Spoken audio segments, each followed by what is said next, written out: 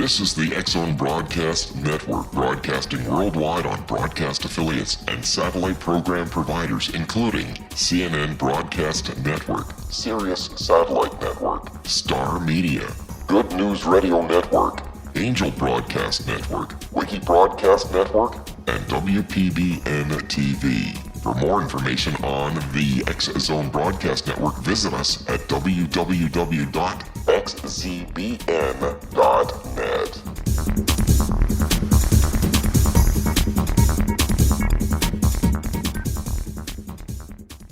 And welcome to the X-Zone, everyone. My name is Rob McConnell. For the next 4 hours, I'm your host and your guide as together we cross the time-space continuum to this place that I call the X-Zone.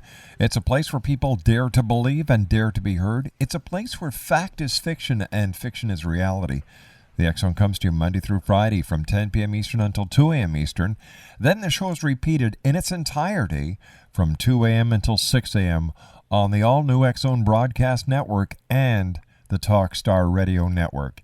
If you'd like to give us a call worldwide, toll-free, 1-800-610-7035. That's worldwide toll-free at 1-800-610-7035. My email address, xzone@xzoneradiotv.com.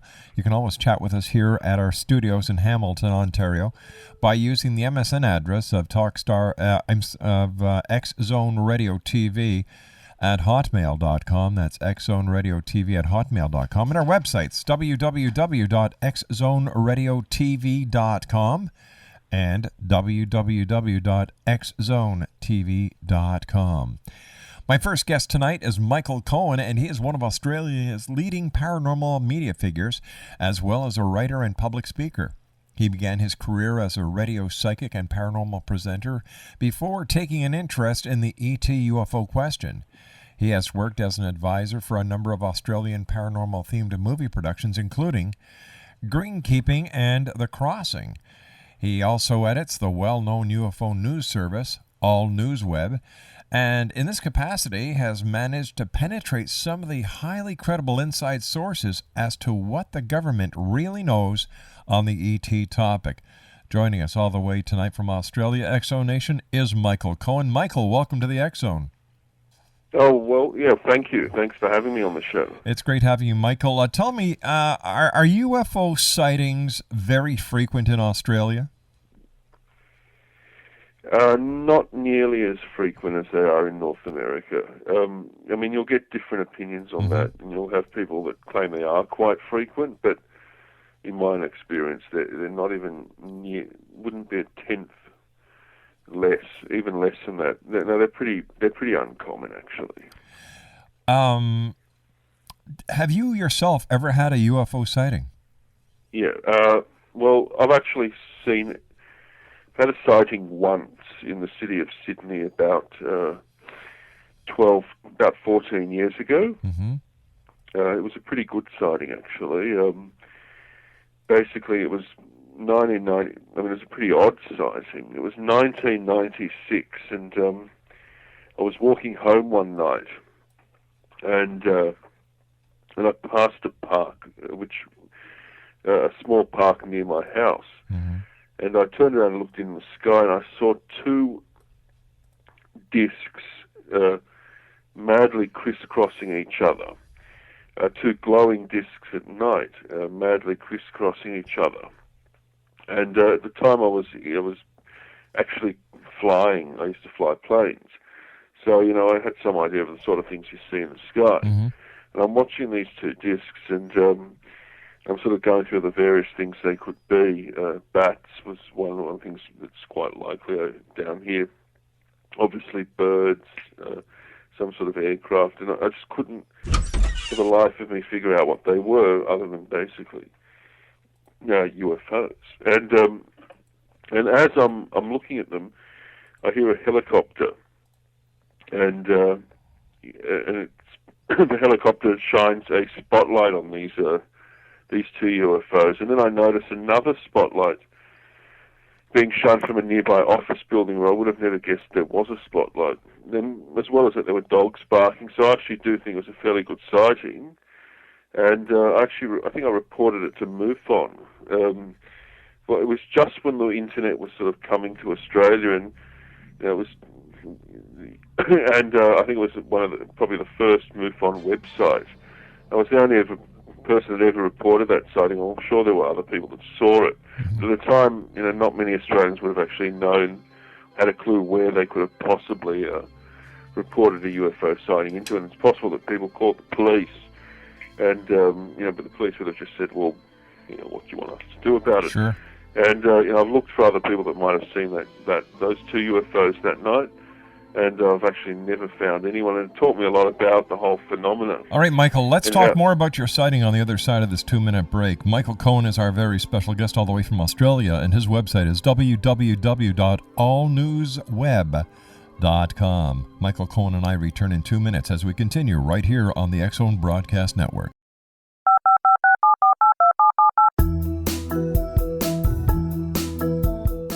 Did you know that when you're on the road with limited data or Wi-Fi, you can still listen to the X-Zone radio show with Rob McConnell, The Science of Magic with Gwilda Wiyaka, X-1, Dimension X, Space Patrol, and every minute of the X-Zone Broadcast Network by calling 213-401-0080, courtesy of Audio Now. No smartphone, app, or internet needed. It saves your data plan, and it's free if you have unlimited minutes. Call 213-401-0080 to listen on any phone, anytime, anywhere. Remember 213-401-0080 for the best of the paranormal, parapsychology, and sci-fi radio programming anywhere, 24/7, 365.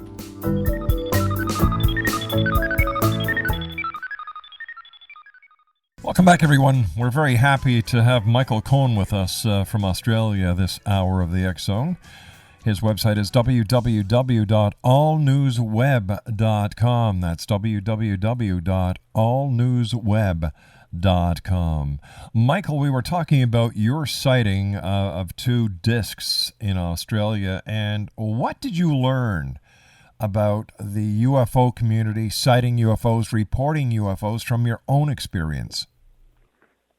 Well, basically, what it taught me is only a fraction of UFOs are ever reported, and most people don't really they don't really care about what they see in the skies. So, for instance, I've worked out that for every couple of thousand times that a UFO might be seen, it's possibly only seen once, and for every hundred of times that it's actually seen, it's probably only reported once. For every 100 times that it's reported, you might get some footage. So, I mean, what it teaches you is that actually, UFOs are probably frequently visiting Earth, but every time you get a piece of footage on the internet, that represents 1 in thousands actual UFOs that actually do come down to Earth. And I can just imagine, to give you an idea, the area that I saw the UFO in, it's just the sort of crowd that lives there is probably similar to the sort of people that live in Miami Beach or something like that. Right. Elderly retirees, and I can just imagine that I was the only person that took an interest in that sighting. There might have been some other elderly people that sort of looked out their unit windows and saw something strange in the sky. Didn't realize they didn't have a clue what it was, and that was it. Certainly, I'm the only person that reported it. Spent quite a bit of time looking for people that ever, saw that particular event, but I'm pretty sure that what I saw were craft of an extraterrestrial origin. Other than that, there might have been some sort of secret military project, but that's the only other possibility. The whole event lasted quite some time, and I got to look at them quite carefully, and they definitely were doing stuff that no terrestrial type craft could ever do. So it sort of taught me that you've got to keep your eye on the skies, keep looking for things, but obviously the government's aware of what's going on up there because a helicopter, and that's one thing about Australian sightings that even though, like I say, they're not nearly as common as sightings in, say, Canada, often with Australian reports, you'll hear about helicopters shortly coming onto the scene. So someone even here knows, something's going on in the sky. I must say that knowing a little bit about flight, I don't think that what I saw it was a government, a military project. I don't think any human technology is capable of doing what these two discs were doing. But it was as if they were sort of playing with each other and sort of, playing a game with each other. But the sort of manoeuvres they were doing were quite impossible. Mm-hmm. So yeah, it was an interesting sighting. And when I said they're not common here, I should sort of qualify that. They do, much like that sighting, they do occur, but just not with the same frequency. And in the last year or so, there's been virtually no sightings in the city of Sydney. So obviously, like anywhere else, you get times when there are more and times when there are less. Tell me, who do you think is visiting this planet, and what is their purpose? Well, what you've got, you've got a number of races that are visiting Earth. One that I've been told about by certain government sources is a race. There are differences as to what their specific name is, or at least what the name that scientists and the military are referring to them as. But there's a group apparently from Andromeda that's coming here, and the purpose is basically, obviously alien extraterrestrials or civilizations out there taking interest in groups that are sort of acquiring technology. Mm-hmm. And their purpose is purely scientific or touristic, just looking at different groups that are. It's like it's exploration. That's all it is. If we were able to sort of get out there, we might take an interest in other civilizations. It's purely scientific. From what I understand, the aliens that are coming here are completely peaceful, and the governments that are aware of them coming have designated their intentions as peaceful. So we have nothing really to worry about from any of the aliens that are coming. If they wanted to destroy us or harm us in any way, they would have already. Yeah, I believe that as well, Michael. Tell me, in Australia, are there reports of alien abductions or cattle mutilation that is reported here in the United States? Cattle, as far as I know, there are no reports of cattle mutilations, but there certainly are reports of abductions. Actually, abduction reports here are actually quite common. While actual UFO sightings aren't as common as in other places, abduction reports are pretty common. And I myself have done a bit of research into abductions in Australia. Mm-hmm. And I must say that I don't believe in everything that people put forward in relation to, the alien ET question. Like, I'm not a massive believer, for instance, in crop circles. Right. There are websites on the internet that, how to make a crop circle, and people boasting about crop circles they've made, and there's plenty of evidence to suggest that they might not be anything alien. But my own research has actually led me to believe that alien abductions are real. And one of the things that sort of interested me about that is hearing different people's accounts of being abducted by alien, and listening to what they have to say, and seeing how people from completely different backgrounds and people that had no interest in the UFO issue whatsoever say almost the same thing about their abductions. And what I've been doing with my research into abductions is I've sort of put people that get abducted or claim they get abducted into two groups. And a lot of there are people that might object to what I'm about to say. I've had some criticism of this, but I put them in two groups. One of the groups are people that have claimed that have been abducted many, many times, and they've been abducted since they were children and all that sort of thing. And I must say I'm a bit cynical about that. And the other are people that are perfectly normal people you'd never expect to claim to be interfered in any way with aliens, but yet swear blind that at least once they got abducted. And for instance, here in Australia, I actually know someone fairly prominent. Obviously, he doesn't want his identity revealed, but he's a politician who swears he's been abducted. And I know other people of various people that are in every way totally normal. They're not sort of alternative type people that swear they've been abducted. Mm-hmm. And I've listened to their descriptions, and there are massive similarities. All of them, obviously recall being at some point waking up at night, feeling paralyzed, and being floated out a nearby window. They all describe entering a craft and either pyramidic or cylindrical furniture in a room, and aliens wearing sort of what they describe as ancient Roman robes. And funnily enough, laugh as you may, a lot of them do describe being anally probed. Yes. Now, I don't think there's anything in the human psyche that leads people who have never heard of the whole phenomena to all imagine being anally probed by an alien, unless there's actually some truth to it. So I've sort of dug a bit deeper into this topic, the topic of alien abductions, and I've looked at other similarities with the people that have been abducted. And a few things that I've picked up are this. Many of the people that are abducted, a high percentage, tended to be in a house by themselves. They were alone that night. I've noticed also abductions tend to occur in the early hours in the morning, around 2 a.m., 3 a.m. Mm-hmm. Many of the abductees are single men. So they're alone in their house. No one's going to see them go. So, and that tells me that the aliens that are actually doing the abductions are actually looking for people that they can abduct, without basically getting caught. Another thing that I've sort of discovered that I find quite fascinating is that a lot of the people that are abducted did indeed have an open window in their bedroom.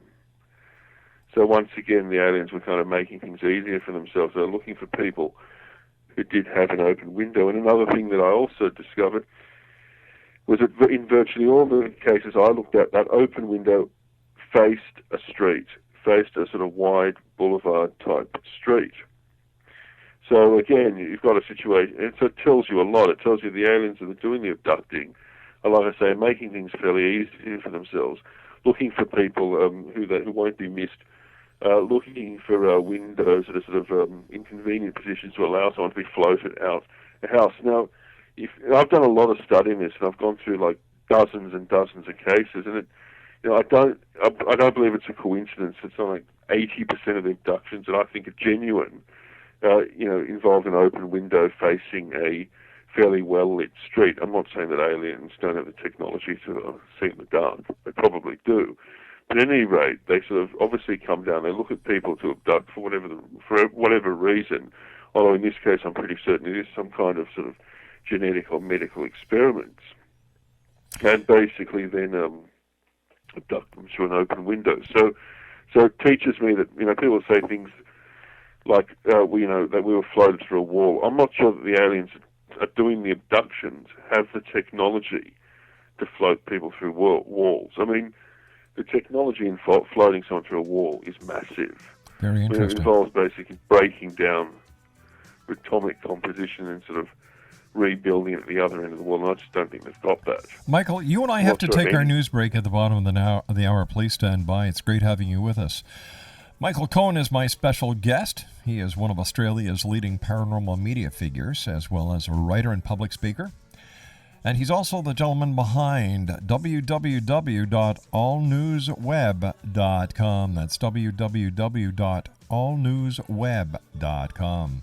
Michael and I will be back on the other side of this news break as the X Zone continues from our studios in Hamilton, Ontario, Canada, on the X Zone Broadcast Network and the Talk Star Radio Network. Don't go away. This is the X Zone Broadcast Network, broadcasting worldwide on broadcast affiliates and satellite program providers, including CNN Broadcast Network, Sirius Satellite Network, Star Media, Good News Radio Network, Angel Broadcast Network, Wiki Broadcast Network, and WPBN TV. For more information on the X Zone Broadcast Network, visit us at www.xzbn.net.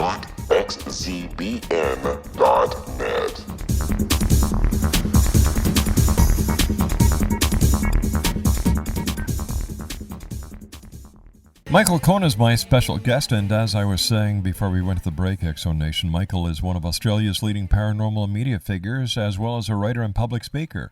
He began his career as a radio psychic and paranormal presenter before taking an interest in the ET UFO question. He has worked as an advisor for a number of Australian paranormal-themed movie productions, including Greenkeeping and The Crossing. He also edits the well-known UFO news service, All News Web, and in his capacity has managed to penetrate some highly credible inside sources as to what the government really knows on the ET topic. His website is www.allnewsweb.com. Michael, I have to agree with you when it comes to the alien abduction phenomenon, that there are many questions that have yet to be answered. But I'd like to ask you a question, Michael. What is your opinion of people who are brought into a regressive hypnosis situation and then asked about an alleged alien abduction? I mean, yeah. Well, I've got a pretty strong opinion on a firm opinion. Basically, it's nonsense. You either what I've actually found is people that are abducted by aliens vividly remember the event and require no hypnosis whatsoever to recall it. I mean, that's obviously just a recipe for people basically conjuring up things that might never have happened. I mean, it is obviously anything's possible. I'm open to being proved wrong, but my experience is people actually do remember being abducted. What I've actually found in cases that I feel are genuine is that people strongly remember the event the next morning, and as sort of time goes by, months and years, it becomes, well, I suppose, like anything else, really. The memories start fading, but in the morning, I mean, the morning after, they strongly remember it. And one of the things I always hear people say, and I mean, the reality is, if you look at human beings, I mean, it's well known that when you're dreaming something, you believe it's real. One of the signs of a dream is that the minute you wake up, you realise it wasn't. Now, occasionally get the odd sort of dream where you sort of wake up, you still think it was real for a little while, and occasionally get the odd dream where you sort of think it's real even the next morning. But one of the things I've found with abductions is people swear this was not a dream. I was lying in my bed and I started sort of feeling myself. I started feeling unusual usually, and at some point I started levitating out the window. This wasn't a dream. This really happened. And when I found sort of physical evidence like open windows, and another one is that abductions in Australia tend to take place in summer, right? Because people do have the window open, basically. And I suppose for aliens, it's just like human beings putting a sedative in a lion or something like that. They go out, they want to capture a lion, and so they can track it or something, and they just go, oh, there's one in a convenient position. He's not near the herd, whatever, right? It's probably the same thing. They're just looking for anyone really. They don't care. I don't think people that are abducted are special, or the aliens are entrusting them with any kind of mission. They just want to get samples of our DNA or whatever it is. I mean, could be for their own medicine, right? And they're going to find anyone that they can get quite easily. And the other thing that I've noticed with aliens in general is that they tend to be more they tend to avoid highly developed Western sort of areas to really sort of show themselves, and sort of concentrate on areas like the backwaters in the Amazon, where they realise that if people see them, they're not as likely to sort of make anything of it. They can sort of do what they like back in places like that, and it won't sort of really get out into the media. So, and much like abductions. What I've also noticed is that aliens that do abducting are fastidious about no one else in the area seeing what's going on. So one can assume they do use some kind of cloaking device, should I say, as they float an abductee out their bedroom window. So yeah. Now tell me, what about the Australian Aborigines in the outback? Do they talk about aliens, UFOs in their myths and their legends? They do. They both. I mean, I must say I'm not an expert on that topic. I've actually generally sort of centered my my research on non-Australian events, but yes, they do. Aborigines do two things. They certainly talk about alien, and it's well known here. They talk about events that might well be of alien origin, people coming from the sky and all that sort of thing. There are obviously it's well known that there are rock paintings of beings that look like they might be space creatures, although in saying that, some of those rock paintings might be recent and might actually be pictures of astronauts. But the other thing about Aborigines is they have a much higher incidence of alien encounters and UFO sightings than any other group in Australia, and the reason is quite simple. They're basically in outback areas. The sky's a lot clearer. By all accounts, UFO encounters in Australia tend to centre on the outback. I live in a suburb called Coogee in Sydney, which is a sort of beach resort. It's quite nice. And there aren't a lot of sightings here, but there was one recently where a gentleman swore that actually on the street I live on, the very street I live on, and there's a UFO researcher by the name of Bill Chalker. He knows a bit more about this, but basically a UFO, he was walking one night drunk, which doesn't obviously give the story a great deal of credibility, drunk from the pub, which is the bar, and he was walking along the street that I live on, and a UFO landed in front of him. A saucer basically descended, and then after a minute just disappeared, shot off into the sky. And one of the things Bill said was, even though obviously the guy was apparently completely drunk when he had the sighting, apart from swearing that it happened, Bill did say it had the typical sort of signs of a sort of good UFO sighting, and not well known. Much like Canada, where obviously as the government released their files, not with much fanfare, did it sort of quietly, but they're there. Much the same happened here. Australia years back basically declassified its UFO files, and there was, in fact, I was reading through those files, and there was a similar sighting that was seriously investigated by the government. It was on a beach not far from here, at Harbour Beach, where also a man was just sort of sitting there, and a saucer basically descended to Earth and then shot off.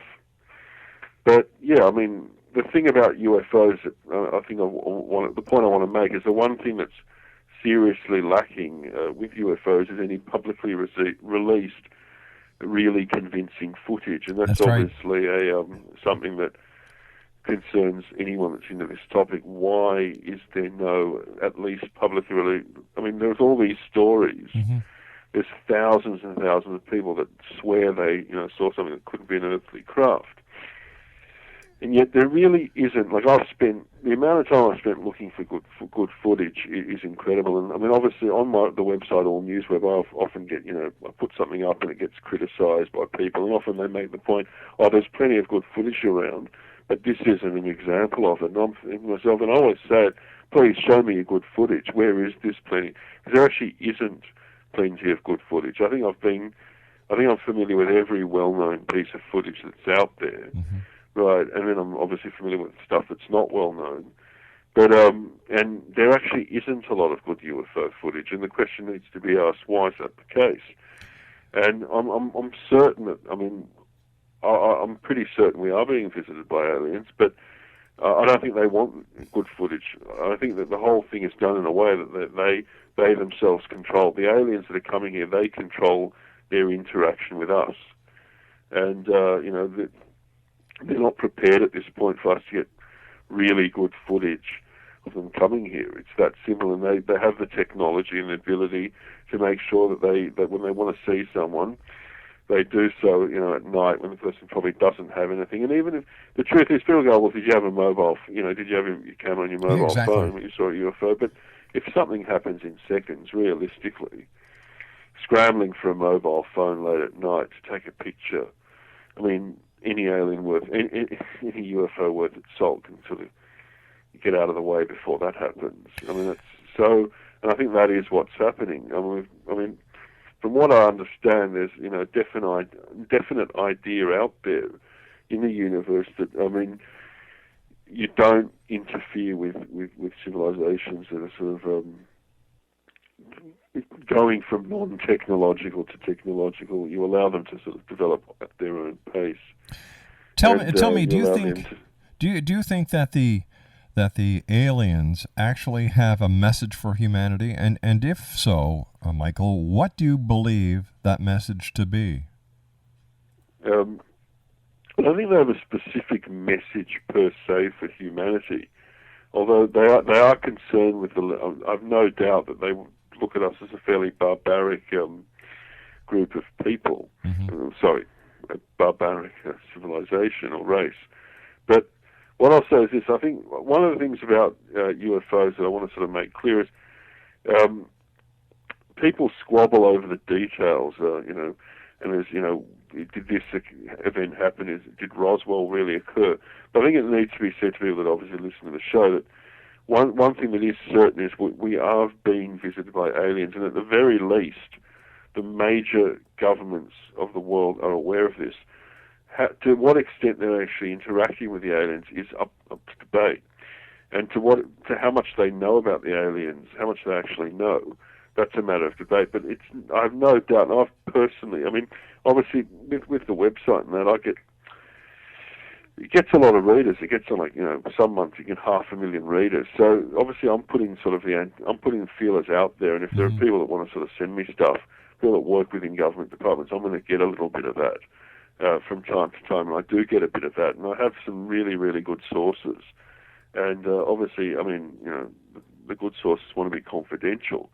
But there's no doubt about the fact that the major governments are aware of aliens visiting Earth. Now, in terms of a message, there's no real message per se, but one thing various governments are studying this phenomenon have realised is there are certain ethics that it seems that alien civilizations that are visiting us have. And one of the things that I talk about is this idea of the biocosmic equation. And what is that? What that's all about is that for every it's an equation that says for every planet, for every X number of planets, there's one bears some form of biological life. For every planet that bears some form of biological life, one brings forth animals, and so forth. For every X number of planets that bring forth animals, one yields a civilization. And for every X that yields a civilization, say for every 300 or 400, one of those civilizations makes it to the next level with actually, part of a galactic group of civilizations. And the idea is that you're not allowed to actually interfere with civilization's development in reaching that stage. And for every one civilization that actually makes it to a sort of galactic existence, hundreds just disappear, and they disappear because the actual group, the breeding or the evolution of the group is actually flawed, and in the end, basically the group destroys themselves. And I don't know this. This is now my own sort of theory, my own ideas. But basically, from what I understand, human beings would be seen as pretty flawed, and not candidates for a galactic existence, but rather candidates for self-destruction. So obviously, the message is that evolution. This is something that's coming from NASA. And their studies on extraterrestrial issues. Evolution is something that occurs throughout the universe. It's basically the name of the game everywhere. And when you think, because the universe, is a set paradigm with certain principles in play, and evolution is one of them. And sort of hardwired into the idea of evolution is the idea of self-interest. Obviously, as things evolve, in order to evolve, you need to sort of be concerned with your own survival. And that brings in the idea of self-interest and selfishness and materialism and things like that. And at a certain point, for a species to sort of move on to the next level, they've got to move from self-interest to, at the very least, what I would refer to as enlightened self-interest, where they can actually exist without, exploiting and destroying things around them. Michael, stand by. You and I have to take our final break. What an interesting gentleman. We'll have to have Michael back on in the future. He is one of Australia's leading paranormal media figures, as well as a writer and public speaker. His website is www.allnewsweb.com, www.allnewsweb.com. Michael Cohen and I return on the other side of this break as the X-Zone continues from our studios in Hamilton, Ontario, Canada, where it's minus 9 degrees and snowing, and Michael's on the beach where it's 40 above, which is about 86 degrees in U.S. terms. I'm going to get a warm coffee. I'll be back on the other side.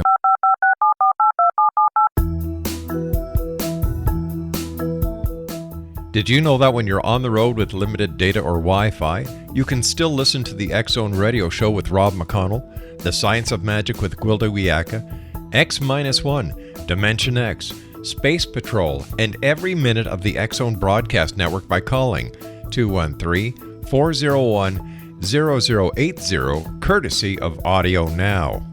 No smartphone, app, or internet needed. It saves your data plan, and it's free if you have unlimited minutes. Call 213-401-0080 to listen on any phone, anytime, anywhere. Remember, 213-401-0080 for the best of the paranormal, parapsychology, and sci-fi radio programming anywhere, 24/7, 365.